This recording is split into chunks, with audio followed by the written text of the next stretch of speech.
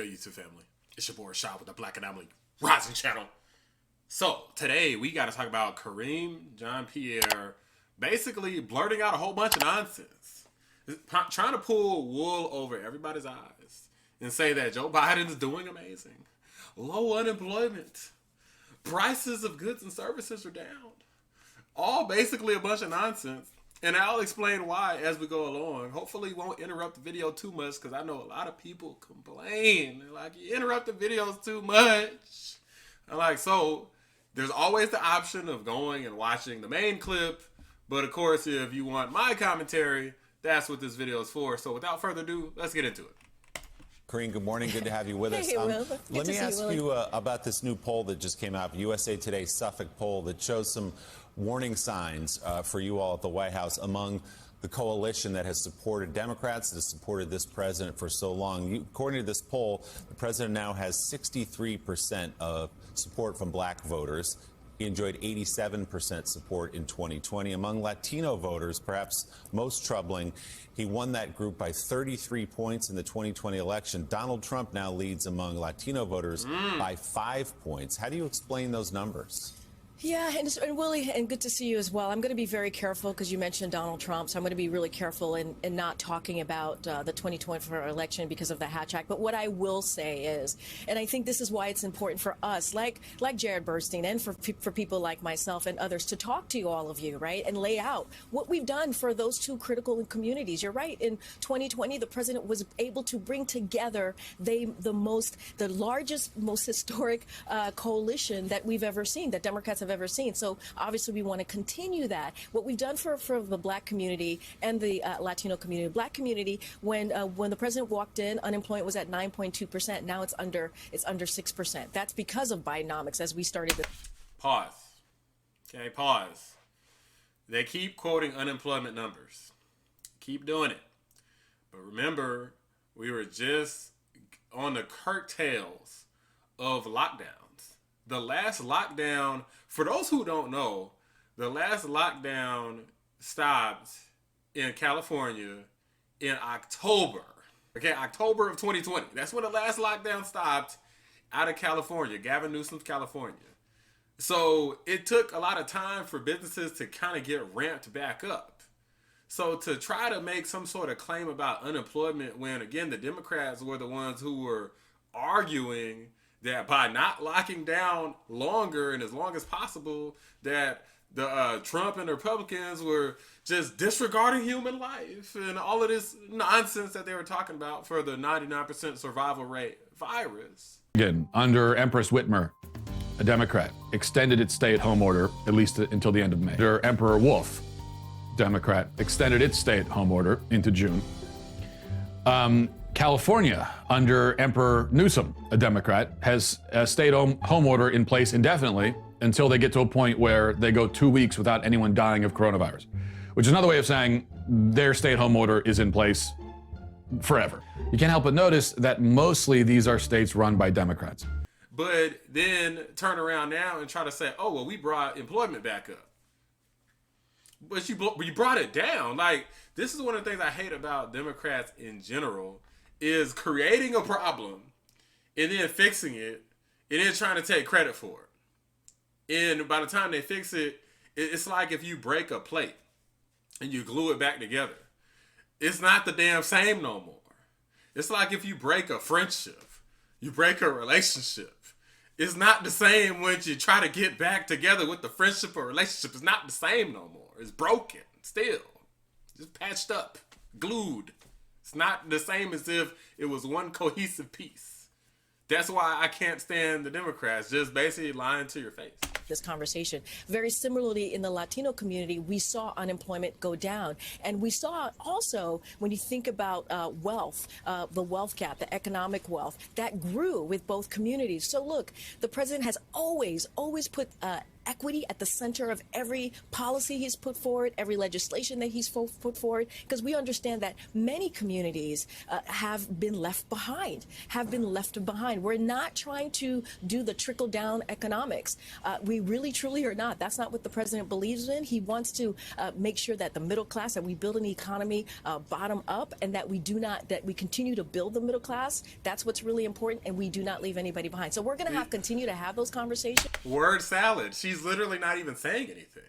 She's just saying that we're working really hard to build up the middle class by doing what? What is being done more specifically? How you gonna be asked a question and not even answer the damn question? She's a master. This person, Karine, she's in the wrong job. She needs to be a regular politician because she's perfect for it. She doesn't answer ish, like ever. And for the record, that one of the things that the Democrats try to quote is GDP. Like, I've actually seen Republicans and Democrats quote this number. GDP is not a good reflection of how things are going well in the economy, because that could be a reflection of just certain companies. That's not necessarily an indication of how the average everyday consumer is doing. That's just one metric of many that you could look at. Obviously, if GDP is bad, then that's probably really, really extra bad. However, high GDP isn't necessarily the be-all, end-all either.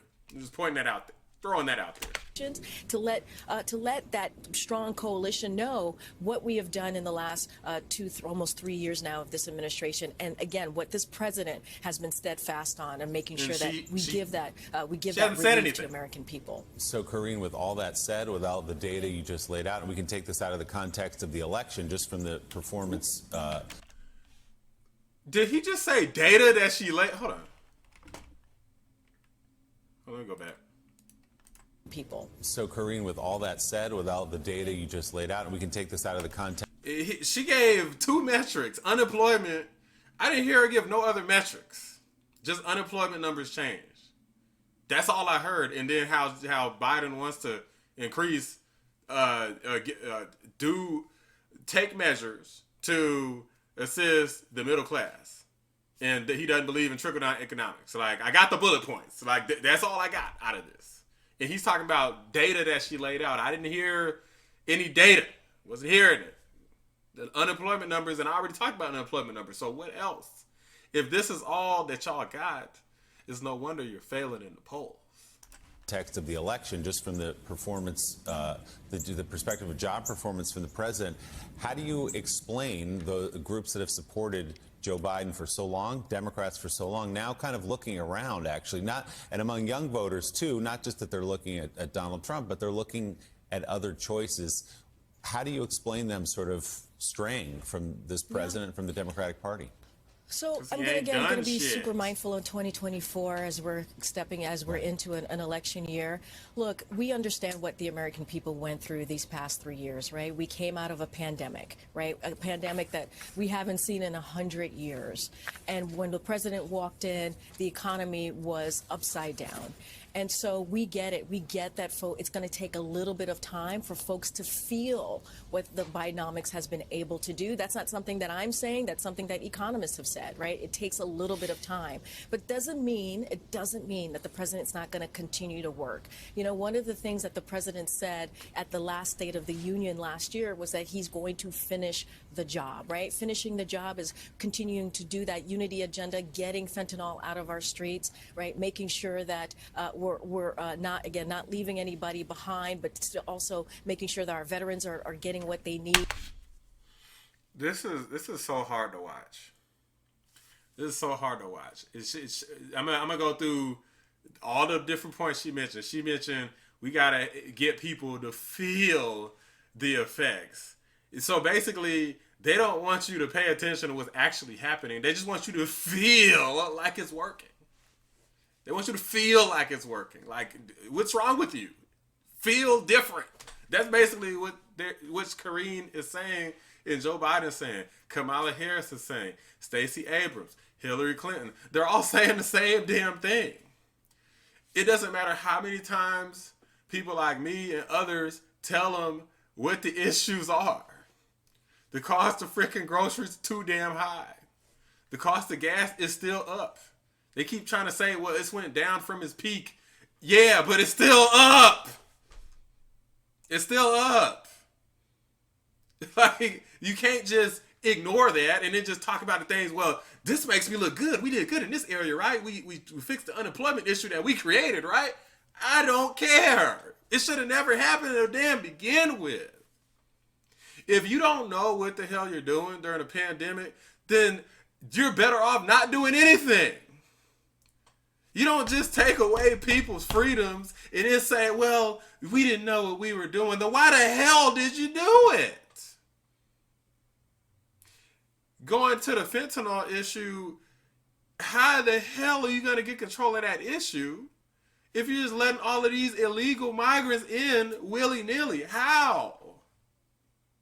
How are you going to stop it? How are you going to get a hold of terrorism? And how are you going to get a hold of any type of drug issue, human trafficking? How are you going to control any of that with people just pouring in, literally just totally undocumented, unvetted? Hell, you could create another pandemic. We got all kinds of people coming in. We don't know what illnesses they could have or anything. They're not being tested or nothing. Nothing's happening with the majority of people. Some of them, sure, but not with the majority. It's literally millions of people since Biden took office.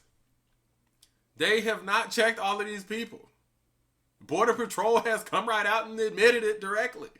The folks who come through on the migrant buses going to Chicago and New York and Denver and so forth, they've admitted we don't know if these people got illnesses, got criminal backgrounds. Like, we don't know if they maybe possibly a terrorist. We have no idea. Nobody knows. So how do you know if they happen to smuggle in drugs? How do you know that?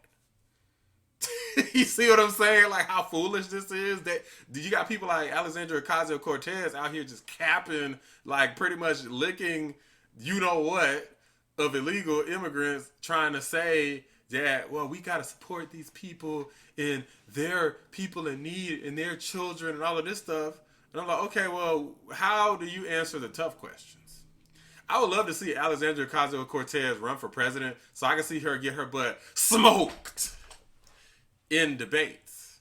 I want to see her actually debate somebody and go back and forth with anybody. I would love to debate her my damn self. Be like, New York is getting effed up. What do you say to all those people? Are you just going to say everybody's a bigot for not wanting illegal immigrants in your state or something? Is that what you're going to go with, AOC? I'd be very curious to see how this pans out. Okay, and Karine, she mentioned something else, but I think I've said enough on this topic. She's essentially giving a bunch of word salad. She's not really saying anything. She's pulling a Kamala Harris. They are both cut from the same cloth, where it's all politics. It's all about being in that high position.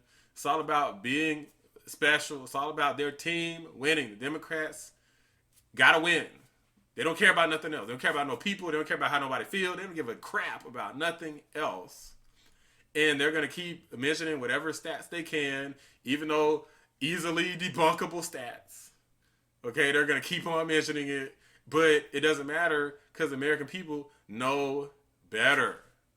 Okay, you got people losing jobs, all these different companies getting shut down, people losing all kinds of jobs in all kinds of places, people who stopped looking for jobs aren't even counted. I mean, anybody who took basic economics should know all of this. You ain't even got to take basic economics to know all of this, but definitely if you have, you know. Hell, as long as you're paying for your own groceries and your own gas, you know. The price of houses still through the roof. Interest rates still high as hell. Explain that, Karine. Where the hell are you at? There's no answers for these things. We need somebody tough. Go somewhere where they're gonna ask you tough questions. I mean, she gives tough questions sometimes from from her actual main conferences that she does. She does get tough questions, but she doesn't answer them well. She just kind of ignores them and say, "Hey, we did good. We did great." Well, I'm gonna tell you right now, Kareem, you're gonna F around and find out in them polls. Come November of 2024, we finally, in 2024, the dark hour is near. Okay, the red wave is coming, and y'all all about to get washed the hell away. Drop a like on the video. Subscribe to the channel if you're new. I appreciate y'all watching the Black Anomaly Rising channel. I'm out.